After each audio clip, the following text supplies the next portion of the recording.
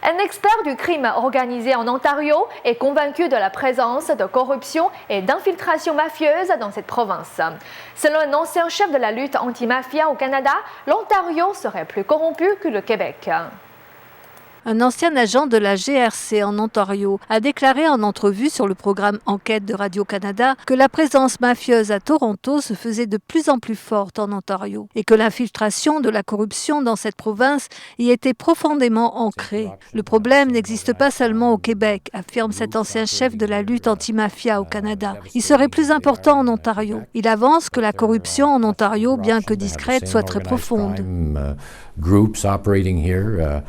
Ils ont le même problème, la même corruption. On retrouve les mêmes groupes liés au crime organisé ici. Aussi dévastateurs soient-ils qu'au Québec. Mais ils sont discrets et adoptent un profil beaucoup plus bas. Peut-être qu'ils font profil bas, mais ils sont plus actifs. Et il allègue également que la corruption aurait infiltré la politique ontarienne.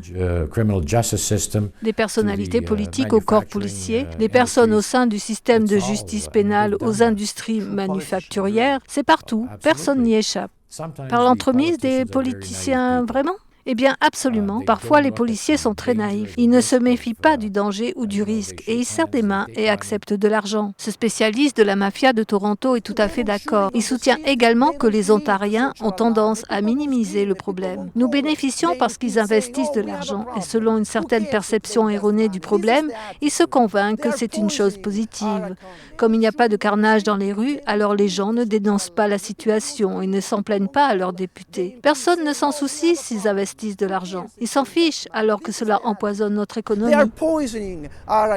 Des rapports d'enquête italiens ont dévoilé qu'en Ontario, des clans mafieux de la mafia la plus puissante au monde, celle de la Calabre, s'y étaient installés. 7 à Toronto seulement.